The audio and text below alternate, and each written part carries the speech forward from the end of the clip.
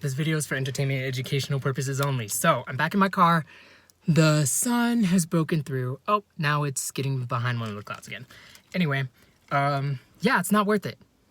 It is not worth it. I'm owning up to that.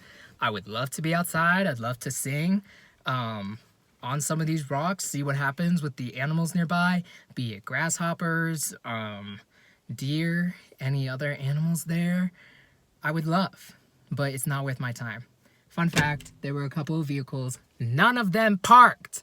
But as I was making my way up here, they both just turned in and circled out. So what does that mean? One vehicle left, the other vehicle left. Guess who's I'm gonna be this number whenever I choose to leave this part. It's not a coincidence. But let's talk about the structured setup of everything. Right now, let me turn on my air so this phone doesn't overheat randomly.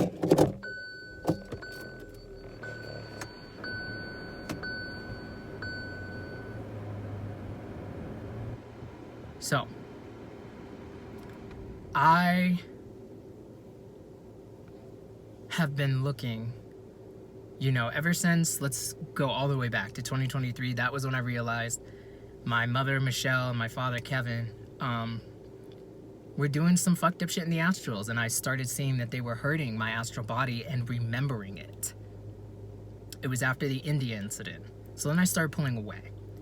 And this definitely affected Michelle, who, not under a glamour spell, Kris Jenner, who, Ghislaine Maxwell. And my father, Jacob Rothschild, not under a glamour spell.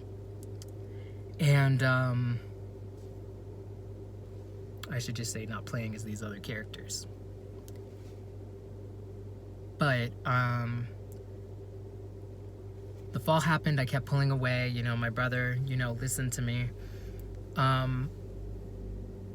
And that part of him deep inside that has been through trauma, just like I have, in order to put all of these blocks in front of our minds so we would never question reality or the two of their behavior.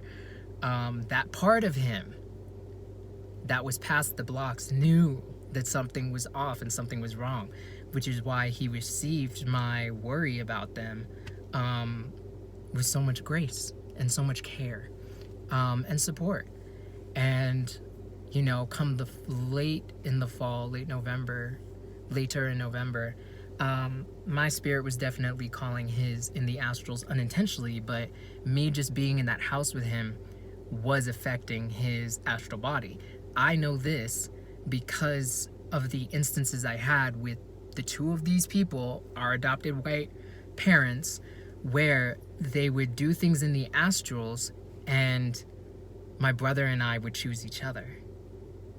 Be it, we're talking to each other and now we're dancing, and then Michelle comes out, which since 1492 comes out, and turns off the music. But then we still stay connected. Or she says something to try to lower our vibration, be it something condescending or mean, whatever, and I say something back immediately. And then I say something with let's say more ease in my body, more collected, and that wounded her.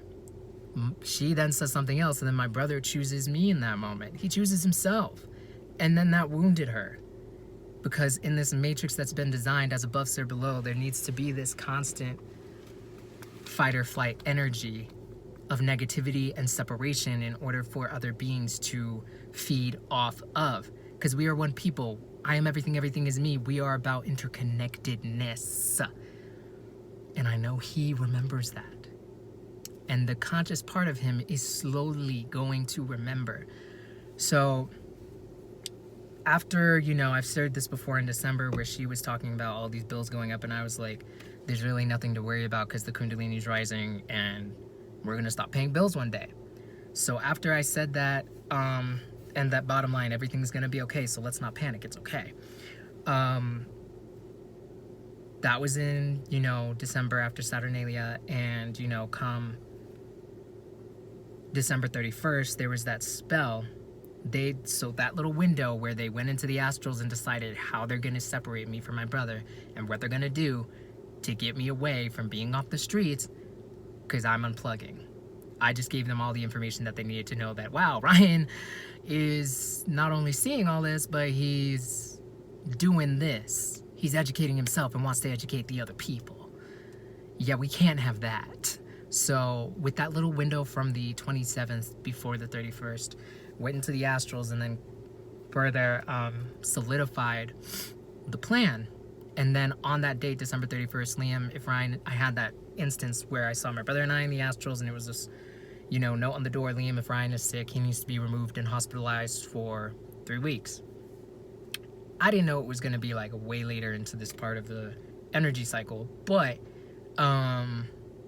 that's what has happened. So then during the spring, after going on the trip to Arizona, and I've made videos on that, not going to talk about it, but the main purpose of that was to get me away from my brother so I'd stop affecting his aura field. They could put him under more spells, they could put me under more spells, and then they could put whatever that thing was inside of the food that I had that attacked my astral body, which has affected the times that I posted about it, the sensations within my astral body where I start smelling marijuana or I start smelling cigarette smoke, and nobody is around doing that. But I know the sensation, it's coming from within. At first, I thought it was coming from around me, and I've shared that, but now I know whatever that thing was that they put in the food, these two divinely fallen Atlanteans, well, there is actually more than two there, but I'm focusing on those two, that affected my astral body and has affected my physical one. Now, since then, coming here,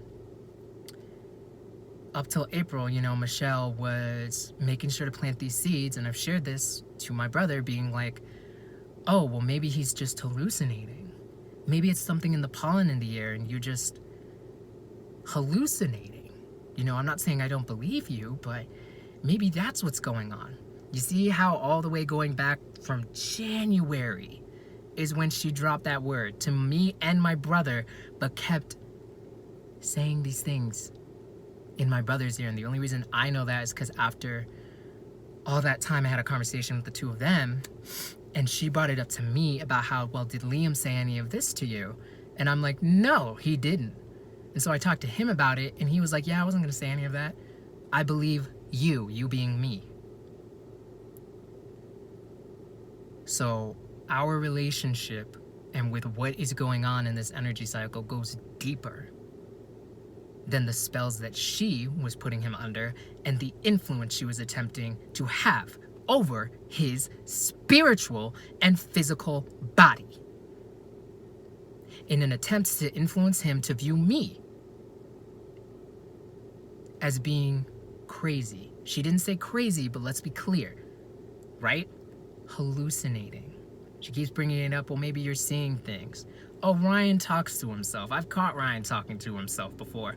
We all talk to ourselves. If you haven't read the book Respect for Acting by Uta Hagen, I suggest you do. Whenever you make a list, go into the grocery store. Whenever you're doing your laundry, if you forget something to put in the laundry, if you're packing for a trip, well, did I pack my toothbrush? All right, so this is here, there. I need some lotion. Let me get that lotion. I know with my best friend, I also, when I pace and before I have a conversation, figuring out what I want to say, yeah, I will speak it out loud before having that conversation with that person, whether I'm calling them in, whether I'm addressing an issue with someone that I care about or not care about, that I feel is hurting me, I will. So I feel more grounded in that moment. But she has said these, I just add that, to say like we all do it. We all do it. But how she has continuously been planting these seeds, so whenever this event happens and they attack, the ideal thing was their influence would override the reality of what is going on.